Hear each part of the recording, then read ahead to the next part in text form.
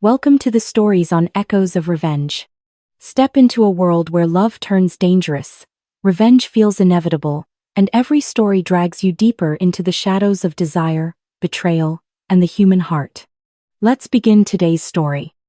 The notification came through my phone at 2:14 p.m. on a Thursday. Zillow alert. New listing matching your saved search. Mountain Properties, Summit County. I was standing in the lobby of the Riverside Medical Plaza, property number 7 in my portfolio, discussing HVAC upgrades with my property manager when I opened it. The photos loaded first. I recognized the stone fireplace immediately. The vaulted cedar ceiling. The wraparound deck with mountain views. The custom ironwork on the stair railing I'd commissioned 3 years ago. My cabin. Listed by my brother Ryan. Price. $425,000. Agent. Ryan Winters, family representative. Description. Charming family mountain retreat. Estate sale. Motivated seller. My property manager noticed my face change. Everything okay, Ms. Winters? I need to make a call, I said quietly. The county recorder's office answered on the second ring. This is Melissa Winters. I'm calling about property at 1847 Alpine Ridge Road. Someone has listed it for sale, but I'm the sole owner. I need to understand what's happening. The clerk's typing echoed through the phone. Long pause. Ms. Winters, yes, you're listed as owner of record since June 2017. Grant deed filed and recorded. No liens, no encumbrances. Is someone claiming ownership?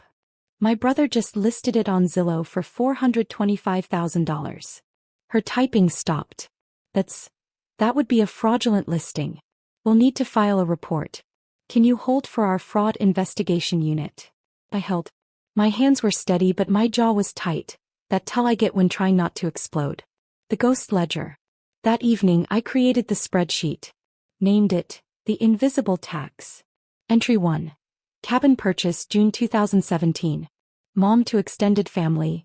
Melissa borrowed way too much for that cabin. She'll regret it. Reality. Paid $285,000 cash from rental income I'd been building for 3 years. He knew. She'd asked to borrow $15,000 from me 2 months before. Cost. Being called fiscally irresponsible by someone who owed me money. Entry 2. Renovation summer 2018. Spent $60,000 on structural repairs, new roof, custom ironwork. Ryan visited once. Said, lot of money for a place you barely use. I was there every weekend. He never asked. Cost. My work made invisible by his assumptions. Entry 3. Family gathering, Christmas 2019. Dad's toast. To Ryan, who knows the value of family legacy. Ryan had just failed his 3rd business venture. I'd bailed him out with $8,000. I own 9 properties by then. No toast for me. Cost. Funding his failures while my success went unacknowledged. Entry 4. Mom's 65th birthday 2021. Location, the cabin. My cabin. Mom's speech. So grateful Ryan suggested this beautiful family place. I'd hosted. I'd cooked. I'd paid for everything. She called it family place. Not mine. Cost. Hosting my own erasure. Entry 5. Dad's funeral March 2023. Ryan to relatives. Dad always wanted the cabin to stay in the family. I'd bought it 6 years before Dad died. Dad had never owned it. But Ryan's narrative sounded true, so people believed it. Cost. My ownership rewritten in real time. Entry 6. Zillow listing today. Ryan selling my property. Mom and Dad, before he died, telling him it was meant for family. Their narrative becoming his truth, becoming his crime. Cost. Everything almost. The ledger grew longer. Every time I'd upgraded the cabin's plumbing and been told I was overdoing it. Every Christmas I'd hosted while Ryan arrived empty-handed and took credit for family tradition. Every property tax payment of $6,200 annually that nobody thought to question I was paying. The cost wasn't money.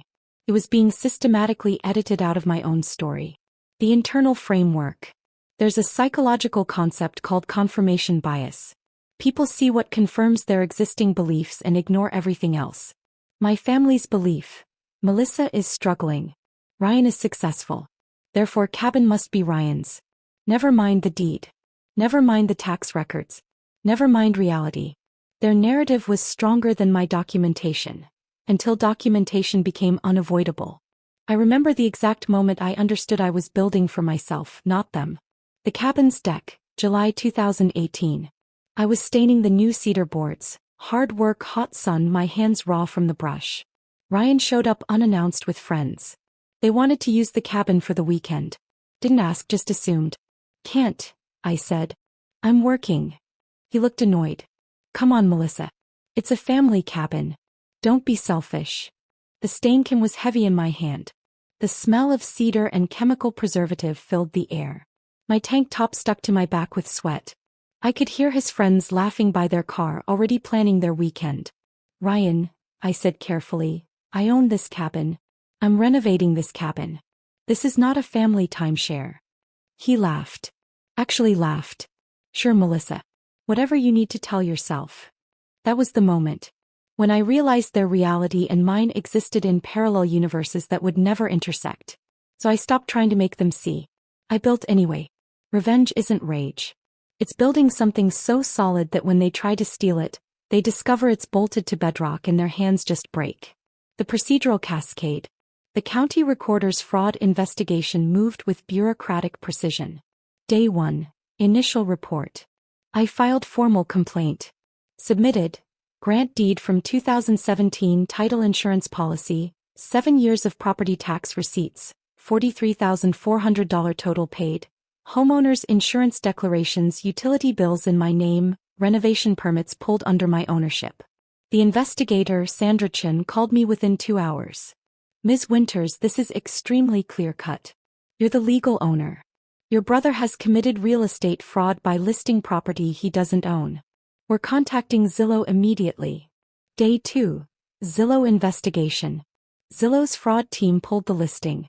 Contacted Ryan for ownership verification. Ryan submitted a photo of himself at the cabin from 2019.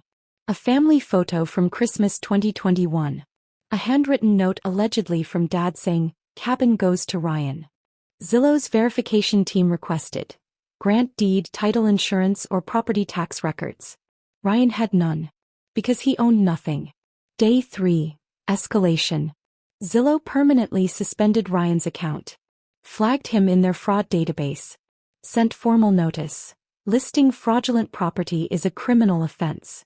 We've reported this incident to local authorities. Ryan called me for the first time in 8 months. Melissa, there's been a misunderstanding. The cabin is family property.